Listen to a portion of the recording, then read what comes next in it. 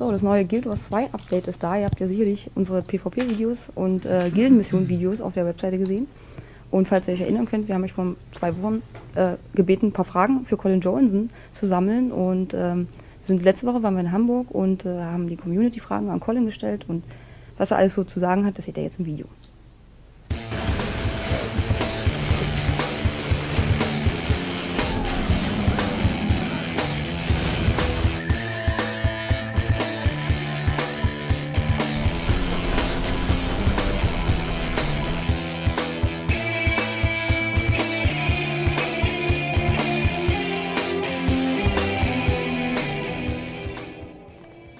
So, ich bin jetzt hier in Hamburg mit Colin Johanson vom Guild Wars 2 Team und er stellt sich jetzt am besten kurz mal vor. Hey, Colin. Hello. Hey, I'm Colin Johanson. I'm the game director for Guild Wars 2. And hello.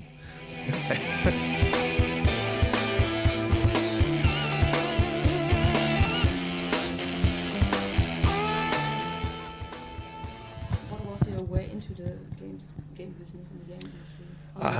Well, I've been in the game industry for a really long time. I first got in the industry when I was 16, and back then it was text-based games were our version of MMOs. And I worked for America Online back when dial-up internet was about all we all had to work with. And I got a job working for a little text-based game called Dragon's Gate for this company called Interworld Productions. And I was playing the game, and I ended up getting a job being a GM on the game and got hired as a designer. And that company ended up turning into Mythic Entertainment a few years later, the company that made Dark Age of Camelot. And so I just kind of got lucky more than anything. I was working for that little company and it just grew into this big company that we all know today. But that was my first job. And when they went to go make Dark Age of Camelot, I got the lead designer position on their older games and got to run Dragon's Gate for a long time. And that kind of got me started in the industry. I went to university, spent a summer working on SOCOM, U.S. Navy SEALs on PlayStation.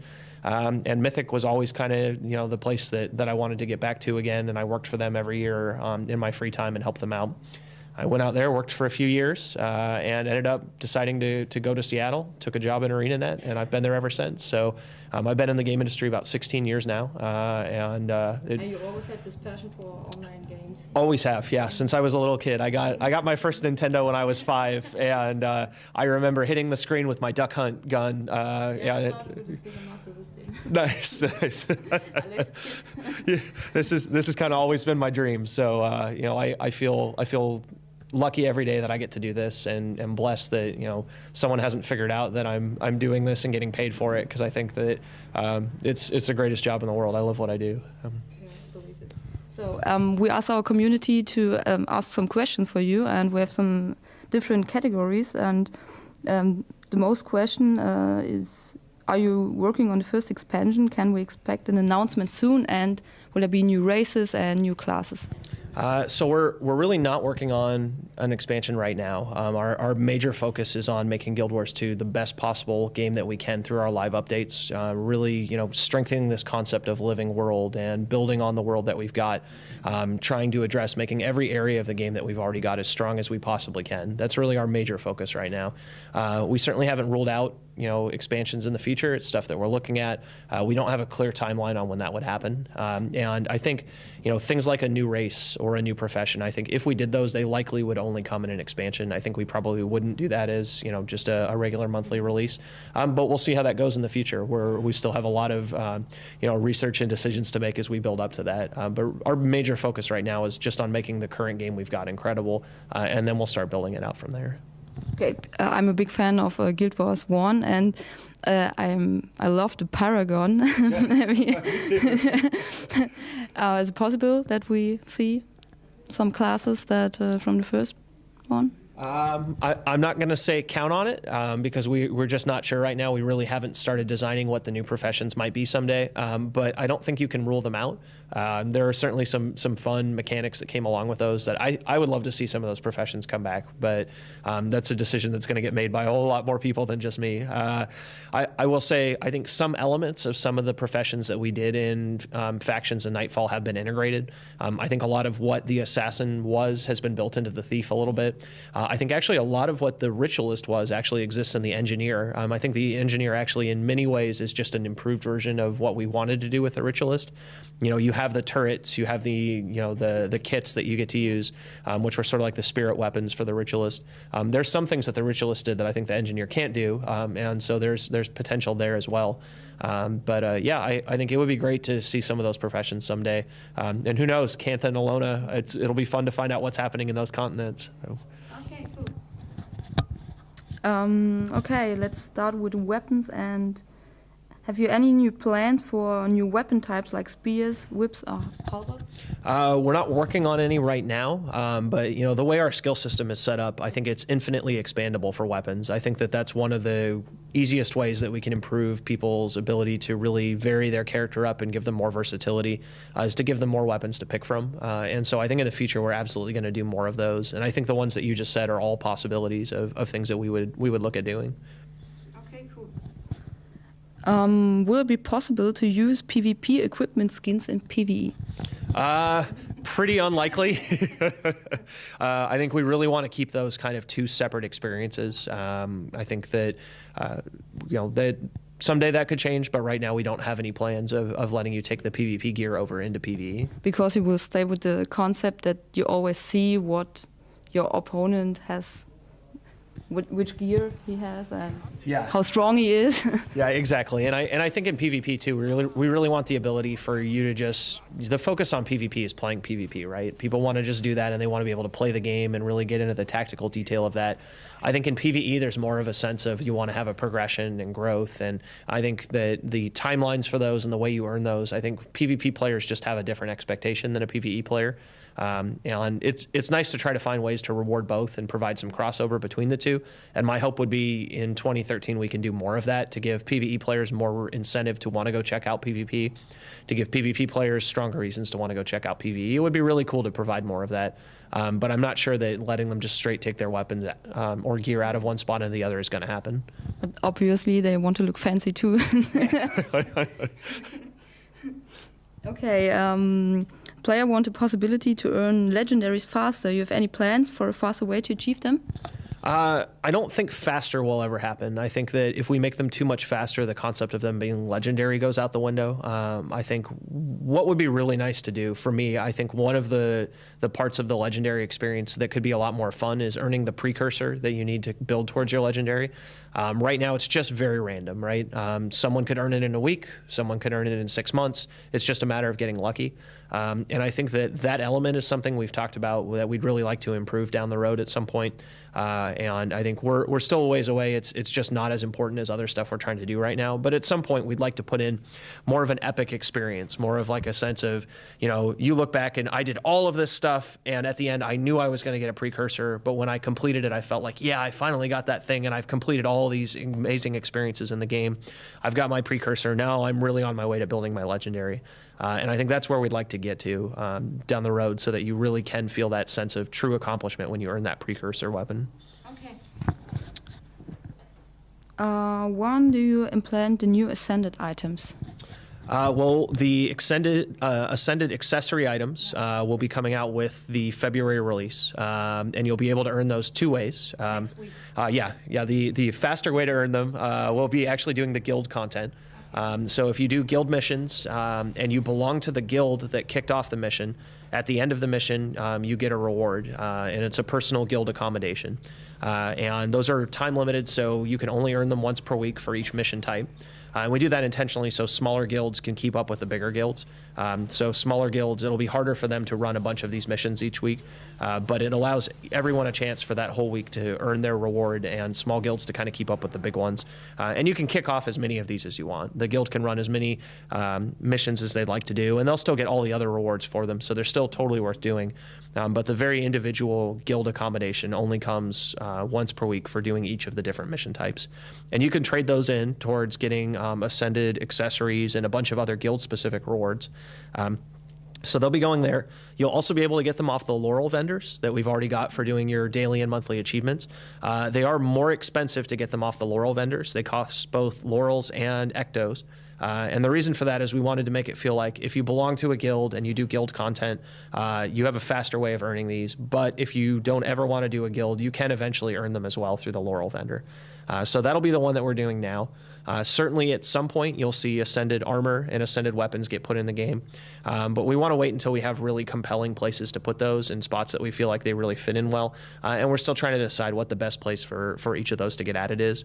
We also want to give people time to earn all of the ascended gear so they don't feel like they're just completely behind the curve and that they have to, they have to look ahead and say, gosh, I have 9 months of gameplay ahead of me to earn all this stuff. We really want them to have like that, all right, this month I'm earning this one, and now I've got a couple months to earn the next one, and we're not building this sort of endless gear trend on them. We really want it to just be one tier and that's it, and we're done.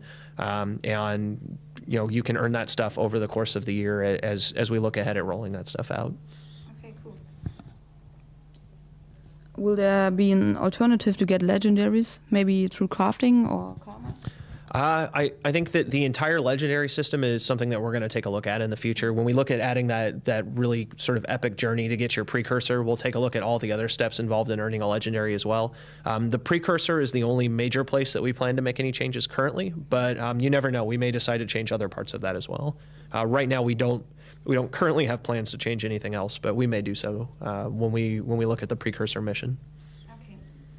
Okay. Let's start with some general questions. We want mounts, please give us. There was no question there. So I've heard that one a lot. I think mounts is a really interesting one, right? Because Guild Wars 2, it's very easy to move around in our world. There's waypoints everywhere. You really can quickly get to locations. There's no need for them, right? Yeah. Traditionally, mounts have been something that you use for movement, and they don't really fit in our game because of that. So I think the question for us is going to be, if we do mounts someday, what gameplay can they provide to the game that we're not currently offering? What experience can they provide we're not currently offering? And how can we take the traditional concept of mounts in a normal MMO and build on that and make it uniquely Guild Wars and something that's really compelling? So someday we may do them. Certainly we're not ruling them out. But I think that if we were to do them, they would not be the thing that you've traditionally seen in other games where they're just something you ride around on for a speed buff. We really would need to do something more compelling than that and something that really makes them uniquely Guild Wars. Maybe use them in combat or something? That would certainly be one of the options. Yeah, I think that I think that'd be awesome. It'd be super cool to jump up there and have different skills if you're riding your mount and different experiences. That could be one of the ways we end up going. Okay. Do you plan to offer an option to change the race for games? We currently aren't working on that. We do have the total makeover kit in the gem store that you can get that can change basically everything but your race. So I wouldn't say that we've ruled it out. It's possible we may add that to the makeover kit as well, but we're not currently working on that. Okay. Will there be codes for guilds? Like the templates to pick coats. Oh, sorry. I think that's something that we want to do more of in the future, is get more items out there so that guilds can really get their emblems and make them more visible. I'm not sure if it's going to be capes or coats or if it's going to be banners that are more predominant, but we'd like to find a way to get that stuff more in there so you really can associate with your guild. I think this goes across the entire game. I think the guild mission system is really our first step on trying to build more guild-heavy content, things that you get to do where you feel like you and your guild are a community and you have all these fun things that you can do together. I think that's a part of our game that needs to get improved. And I think a lot of 2013 is going to be identifying different places in the game that we can add more visibility for guilds and more experiences for guilds. I mean, the game's called Guild Wars, right? We need to do as much as we can to make guilds exciting, because those are your player communities, and those are the things that really make it fun to log in every day, as you're playing with your friends and you're playing with your guild, and we really want to make that a compelling part of our game experience. Yeah, it was pretty cool in the first guild was to have a guild which wears a gold cape, and earning that gold cape in PvP is that was always a huge deal. Yeah. Will it be eventually possible to view the character screen with all stats from another player? It might be. I think that some sort of character preview or viewing other characters would be something that's really nice to have. We need to be really careful because what we don't want to do is have that be a system by which you look at somebody and say you can't join my party because you're built wrong, or you need to remove this skill and pick this skill if you want to play with us. Yeah, like in World of Warcraft with gear score and stuff. And yeah, I would be really disappointed if we put something like that in Guild Wars 2. I think that our game is fundamentally based around this concept of people playing together, and we try to do everything we possibly can to encourage that and encourage a concept of community and shared gameplay experiences. And I think any tool that we put in that sort of encourages people not to play together is a failure on our part. So I'd like to do some sort of player preview, but what information shows up on that might be really different in Guild Wars 2 than what you've seen in other games. So we build on stuff that makes you want to play with somebody as opposed to things that maybe make you not want to play with them. Okay, cool. What do you think about user-generated content? I love user-generated content. It's a great way. The biggest challenge of an MMO is how do you make enough content that you can keep your players happy. And I think with Guild Wars, we're getting to a point where we're doing a really good job of these monthly releases, providing a large amount of exciting stuff for people to do. And I think later this year, when we really get into this living story concept and we get a chance to really show people what that can be, I think we're going to be providing a lot of that as well. But user-generated content is the ultimate way to provide, the infinite player experience, the chance for the world to constantly keep evolving and create as much content as people want. It comes with a lot of challenges, right? I think you look at a game like Little Big Planet or something along those lines where it's almost all user-generated. You have some incredible content, and then you have a lot of really horrible content. And finding a way to filter through all of that and get the players to the stuff that's really fun and the things they want to play, while making sure that it all follows the rules of how your game needs to operate, it's a big challenge. It's not an easy question to answer. Someday, I hope in Guild Wars we can integrate some elements of that as well. I think the guild missions is actually kind of us putting our toe in the water when it comes to that type of concept. It's not, go anywhere in the world and create content. But there are specific locations in the world where content can be created by guilds. And because the guild goes there and creates it, everybody gets to experience it. And I think that that's something that's really compelling, where, players are creating content for everyone else to experience with this. And I'd like to build on that more going forward and see what else we can do to make that a bigger part of our game. Because I think it just gives the players a stronger sense that they own the world. They feel a closer bond to the world, and it's better for the game to have that. But figuring out how we do that while still following the rules of Guild Wars and allowing people to experience fun content are the challenges we're going to have to solve. Yeah, so the experience be a living part of the game and own the game. Yeah, yeah. I mean, even with our developers, right? When we make content, we get it wrong all the time, and our QA team constantly tells us, "Go back and do it again. Go back and do it again." And we'll redo events over and over again until we get to the point where we're happy with them, or where we think that it's good enough to put it out. And with player-generated content, and especially the massive volumes that you get with that, it can be really hard to get to that point. It's hard to iterate, it's hard to give feedback, it's hard to build on it. And you end up getting completely different games built inside your game, right? If it's all player-generated, somebody makes your game about, space robots, and somebody else makes it about, bowling balls, and those are things that, we want to be able to control what the experience is in Guild Wars, and that's always going to be a challenge with player-generated content. Okay. Are you still working on the DirectX 11 version of the game? Right now, we don't have anyone working on DX11. That's certainly something that we'll take a look at some point. But our engineers are primarily focused on things like addressing culling, improving the trading post experience, back-end improvements. We have a huge list of stuff that we want to do. I mean, it's never ending. And what we're trying to do right now is prioritize what is going to have the biggest effect on the game. What are the things that people are most interested in seeing? And those are the things we're trying to focus our engineers on at this point. Okay, and same thing for the Mac version of Guild Wars 2? Yeah, so the Mac version is out. You can play it. We've said it's in beta because we'd like to make some more improvements to it. At the moment, we're actually really not doing any development work on the Mac version, just because we're focused on trying to get the core game as solid as we can, which affects Mac players too, right? It really affects everybody. The work we're doing to affect culling is going to help Mac players, and so that's really our focus. But I think that Mac is definitely, there are players playing it, and we need to make sure that they're having a good experience. Okay. So now let's start with the group content. What about the dungeon finder? So we will never do a dungeon finder. I actually think that that's something that I think it doesn't make sense in Guild Wars. I think that dungeon finders are great for really quickly clicking a button and ending up in a dungeon and playing. I think what they don't do is, I think they're actually not great for the community. I think they actually make it so that you don't have that bond with the people you play with. There's no conversation, there's no sense of joining up. And I think that that's really important for a strong social game. However, we are going to take our looking for group tool, which right now is basically just not even used, right? It's just so far from being done. And we have a team right now who is building a new looking for group tool for Guild Wars 2. And it's much stronger, it's much more robust, and it'll make it very easy for you to find a group of people to play with that are like-minded players looking for the same types of content and the same types of things to do as you are. But we want to keep that element of you forming together as a group and communicating as opposed to just auto-putting you all together and going.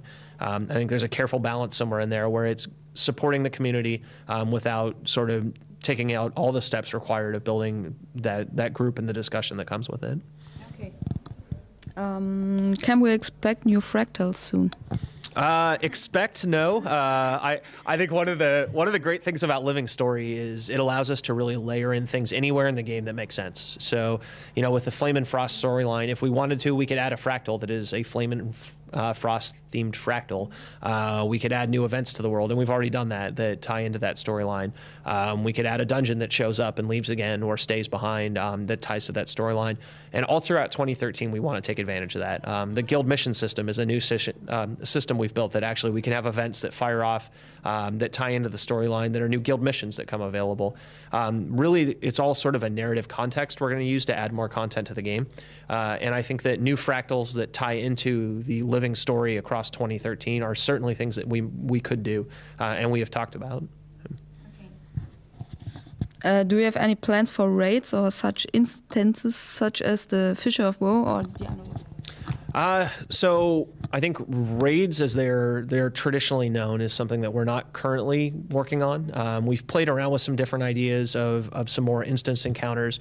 I think one of the things that makes Guild Wars really compelling is this idea of this big open living world. We've built a lot of systems that encourage players to work together, to play together in the open world, to bring players together and build communities. And it would be a real shame if our answer to everything is to basically send people into instances all the time for all the fun encounters. I think dungeons play a nice role in our game. They're something that they provide a really hard challenge, and as we're rebuilding them, they should be even more fun. But we need to be really careful that we don't just fracture our player base and have them all scattered across instances across the whole game. That's the quickest way to really kill your game, right? The strength of an MMO is players all running into one another and having shared experiences out in the world. It's why our guild mission system doesn't have any instance stuff in it right now. It's all out in the open world that you can experience. If we were to do something like a raid in the future or some sort of large instance like the Fissure of Woe type thing, I think we would have to do something like time limit it so you could only play it once a week or once every couple weeks. So it's a fun experience you can do, but for the most part, we're keeping you out in the open world playing with other players. And then occasionally you get to go to this instance experience with your guild or with a larger group where you get sort of a different gameplay experience. Ideally, it would be cool if we could find a way to give you that experience in the open world. That would be the best possible solution for us. And I think that those are the types of things we're going to look at first, is how do we make these big epic encounters and large scale encounters? How do we get all that in the open world and make it so that everybody gets to experience that stuff? And it's not easy to do. That's a much bigger challenge than putting it in an instance where you can control everything.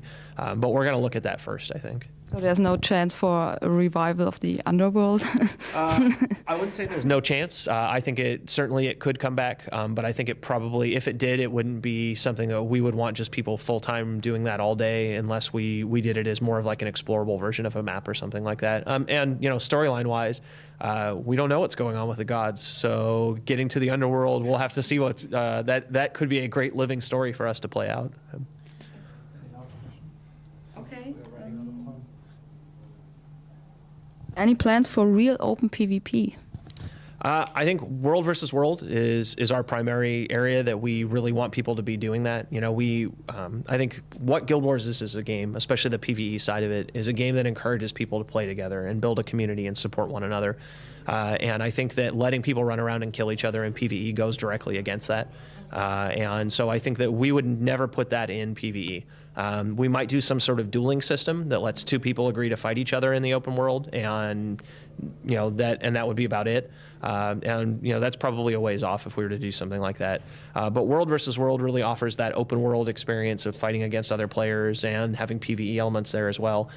We have competitive PvP for people who just want to do nothing but fight other players. So I think we have two core game types that really let you have that experience. I don't think we would change PvE to add that as well. Okay, last sentence statement you want to tell our community? Wow. Thanks very much for all the support for Guild Wars 2. It's been 6 months now. It's been a crazy 6 months. As much fun as everything has been, I think that we're really getting Guild Wars 2 into a very solid spot right now. And I would say in the next 12 months, it's going to be nuts how much this game grows and builds on the things that we've done. I think we're really, as a company, we're hitting our stride and really understanding how to make innovative and compelling stuff. And I think people are going to be blown away by what we do in 2013 with the game. Thank you very much. Yes, thank you.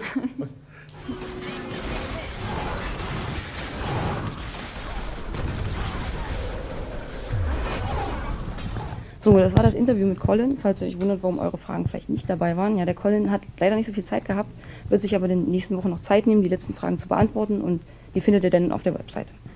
So, als Fazit kann man eigentlich nur sagen, tolles Update Arenanet, coole neue PvP-Karte, die Gildenmissionen machen Spaß und so muss ein kostenloses Update aussehen.